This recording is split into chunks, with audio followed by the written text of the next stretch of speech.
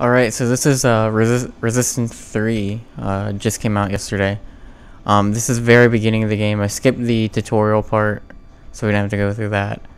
But, so really quick before we kind of get into it, let's see what we have. So, this game is, I finished the campaign last night. It was about 8 hours or so. And this game is really good about setting up the atmosphere and kind of setting up the that sense of desperation that's going on right now about how the Khmer have won the war, right? And if you remember how Resistance 2 ended, Hale's dead. You're playing as Capelli now. It kind of got to the point where humans have decided that okay, we realize we have lost, and there's nothing else we can really do. So they've kind of built these underground cities almost, or these tunnels that are running underground where everybody has to live now, because that's the only way you're going to survive now. And so what's happening right now is actually it's kind of a group of Khmeran forces who have kind of come into the city, and so we're trying to keep quiet, we're trying to keep down low, hoping that they'll pass. And you kind of see, like, you won't the part that I skipped right before the tutorial was really good about how you have a wife and kids now, or you have a wife and a kid, and as you walk through the area, you saw the kids and their families and their parents kind of like playing together and trying to forget what's actually going on in the outside. And so there's this really cool like sense of how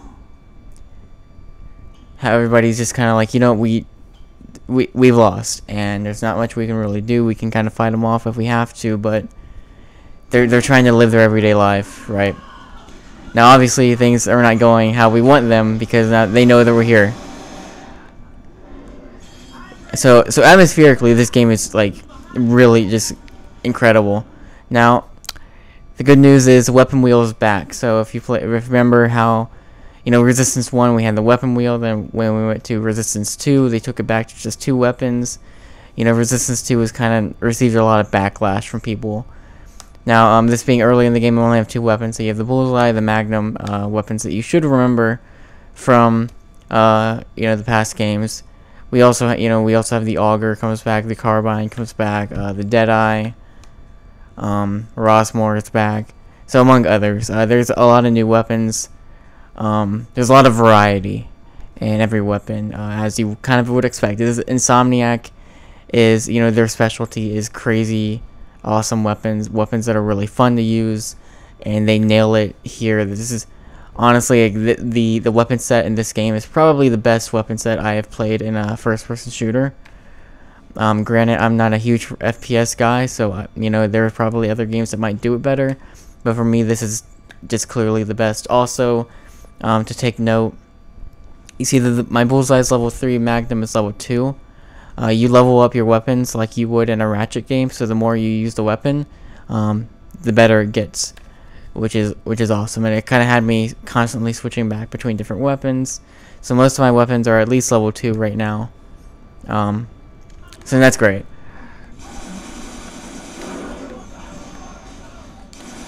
I think another thing that was incredible, like super apparent, even at the beginning of the game, is the game has a really great opening. It's just, like it kicks you right off into the midst of things. Things are just going crazy. There's super hectic battles. Like the game gets super intense, all the way throughout the entire campaign. There are low moments in the game. There are certain moments where things kind of calm down a bit. But it's enough. It's it's not constantly just chugging at like 11, right? You have your moments that are super intense, and then you have moments that kind of calm down a bit to allow you kind of to regain composure, right, and then get ready for the next like crazy battle. If you remember the grenades, you had the hedgehog grenade, among others. So you have this grenade that kind of like takes down their shields. You can do that. Bullseye works just as you will remember it. The alt fire allows you to tag an enemy to, and then you can just have all your shots kind of homing in on them. Let's see. The Magnum, of course, as you remember, shoot a few times, your alt fire explodes the shots.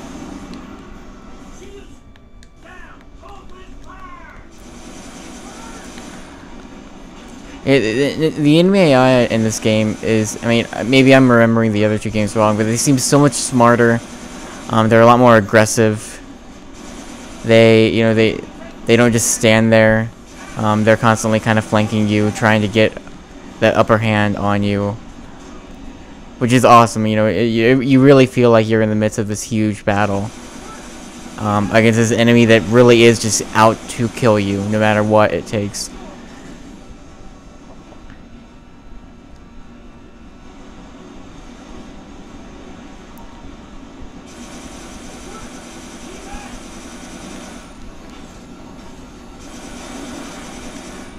Trying to remember, there is, again, just as kind of the other two games had, there's a really good variety in enemy types. So you have, these larger enemies like the Stalker, there's the Goliath, and there's other enemies like that. There's some really good boss fights.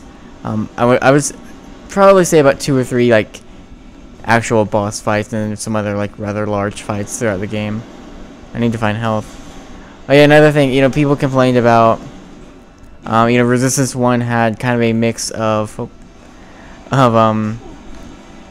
recharging health and kind of health packs, right? And then Resistance 2 moved into like a purely recharging health, and a lot of people didn't like that. So they're kind of taking that back to more of a just purely health pack system, which is really awesome. Like, it feels really good to play a first-person shooter that is purely health packs. It creates, again, it really goes a long way into creating a sense of desperation. There, when you're in the midst of this huge firefight, you really gotta kind of be careful, and you gotta remember to kind of find good cover. You gotta be constantly, you literally, like, even on normal, you have to constantly be moving, because if you stay in one area, you're not gonna live. And the health packs play a lot into that, because when you get into that lower health, when you are hit a lot, you gotta remember, you gotta kind of have that kind of sense of, do I give up my cover right now? Do I take the chance of moving to try and find the health pack somewhere? And health packs are they're pretty generous with health packs. I wouldn't say they're not littered like everywhere, but they're pretty good about giving you enough to get through. So another thing, you have these notes, and again, this is something that happened in the prior 2 games. So you have these notes that are left by people. You have audio logs, because audio logs and notes left by different people. It's kind of been a big thing lately, right? And so something that you might want to see here is, again, this kind of, you missed it here, but like this area I would walk up to, and they kind of close the curtain, right? And so they're mending the people's wounds, and again, it goes a long way into kind of giving you that sense of urgency that man, things are really bad, right? There's actually an audio log that I picked up right here when I played through yesterday, and it was a girl, and she was like, I've been bitten by one of them, and my brother said if you suck out the venom quick enough, you'll be okay. And then she kind of like, it goes through the motions of like her starting to feel more sick, and then she finally changes, and it's just this really like, man, like, realize it goes a long way into, the other 2 games kind of felt more like military shooters, where you didn't have the sense of urgency. You didn't really see just how bad things were, and this game has that.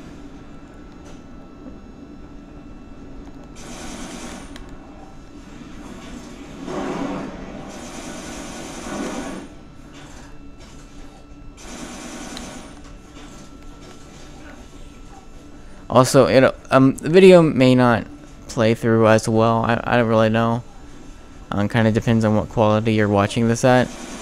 But, and this isn't, maybe not be the best area to show it in. But the lighting in this game is insane.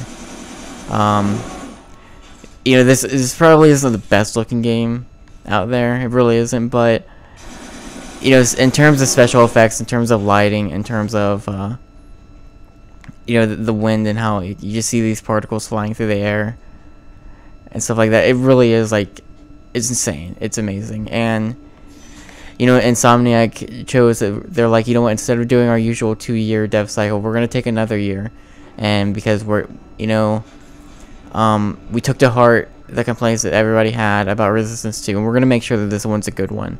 And it shows. Like, it's incredible how much that extra year really did go into making this game. You know, it's weird because, you know, a lot of people might be like, well, this is the best Resistance game to date.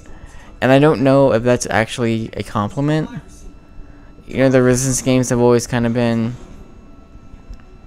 I don't want to say mediocre, they haven't been great. And to say that this is the best Resistance game doesn't necessarily mean a lot, but you know, this game is, it's really good. It's probably one of the better campaigns I've played through this year. You know, I haven't played the multiplayer yet, so that could be a totally different story. There is co-op, like legit co-op through the single player campaign. There's move support and 3D support, so I haven't played the move support yet, so again, that could be really bad. But just purely on the merits of the single player campaign, this game is incredible. Like, it's really, this is Insomniac at their best. It is Insomniac doing exactly what they are best at. And in some senses, they are, you know, they really knocked it out of the park in terms of FPS. You know, I am not a huge FPS fan, but I love this game. I would take this, you know, I don't want to start any flame wars or anything, but I would totally take this over Killzone any day. I would take this over Halo or any other FPS any day of the week. It's that good. I don't want to show too much more of this. There's a part actually coming up here soon that gets rather intense. But I think this, you know, I think this is a pretty good kind of demonstration of what this game is. But again, like, if you were worried after Resistance 2, if you were like, I don't know if they can, I don't know if Insomniac is really meant to do FPS games, you have nothing to worry about. They've, like, honestly, like, you know, I kind of expected this game to be pretty good, but they blew me away with what they have here. And you know, I'm really happy because I feel like Insomniac has kind of been left in the dust with other first party, or not, they're not first party, but other developers, you know, at least on the PlayStation 3, like with Naughty Dog and Guerrilla and stuff. I feel like they kind of been left in the dust here, and they finally caught up, and this game is totally like, you know, I would put this game up against some of the better PlayStation 3 games, honestly. It's that good. So that's Resistance 3. Absolutely, like, get this game, rent it, whatever you need to do, you need to go play this game, because it's really, it really is really great. And Insomniac, like, they knocked it out of the park.